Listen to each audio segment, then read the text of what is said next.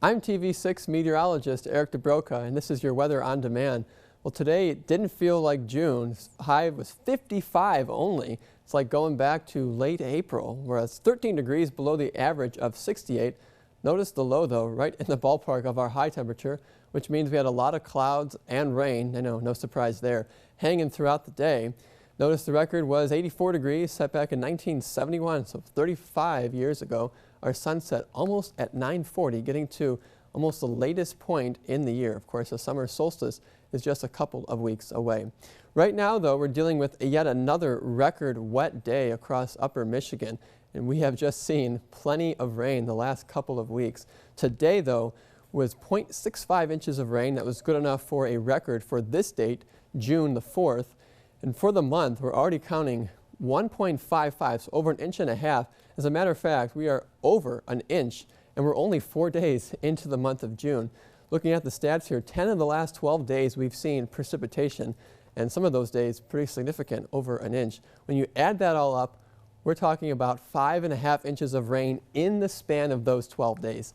It's like a month and a half's worth of rainfall in less than 2 weeks.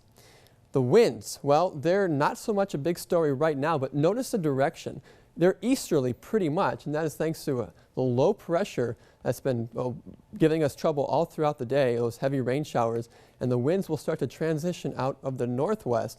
Notice the low pressures here in Minnesota. As it rides up the arrowhead of Minnesota, the winds will start to shift as they go counterclockwise along low pressure systems, and so that means stronger winds and, yes, more rain. So we are tacking on to the 5.5 inches we've picked up in the past 12 days. But check this out. Very persistent trough or area of colder temperatures, really the eastern half of the country. But how about this? 113 degrees out in Phoenix. They are blistering out west. Actually, they're dealing with record heat as we're dealing with record rainfall over here by us. And really, it's never been so early, never been so hot so early out in the desert southwest there. And look at this, Portland, Oregon, 97. All of these in Oregon and even Washington State are setting records for the heat. So as one shoe falls, well, so does the other. The weather is always interconnected. Putting your weather in future here, the low pressure system will spin to the south, the southern part of the UP. Notice it has a cold front that's swinging by Ohio. For us, though, we're dealing with showers through your Sunday. Some of those will be heavy, though I do not expect them to be as heavy as what we saw throughout the day on Saturday. The bigger story, though, it will be very cool throughout the day. Temperatures will struggle to reach 60 degrees, mainly along Lake Superior shoreline.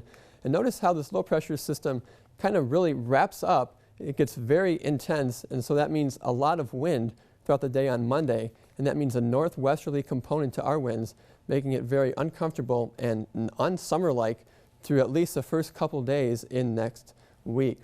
Additional rainfall here, pretty impressive total, especially off to the east by Newberry and even just east of Munising. Another inch to inch and a half of rain. Then on and off showers continue Sunday night into Monday, and another round of rain, not as heavy, but still tacking on to the totals for Monday. Temperatures now going through the day on Sunday will reach a high in the low 60s, mainly across the southern portions of the UP, nearing 60 in the north there. A little bit cooler, especially up in the Copper Country there. Middle 50s out that way. Monday will be even cooler thanks to those stronger northwest winds that I talked about. Here's the rest of your TV 6-day forecast. We stay chilly right on through Wednesday, really subnormal. We're talking about temperatures 15 degrees below average. Good news, though, the rain ends by Tuesday, and we do get a chance to dry out come the middle of next week. Temperatures rebounding nicely near 70 by Friday.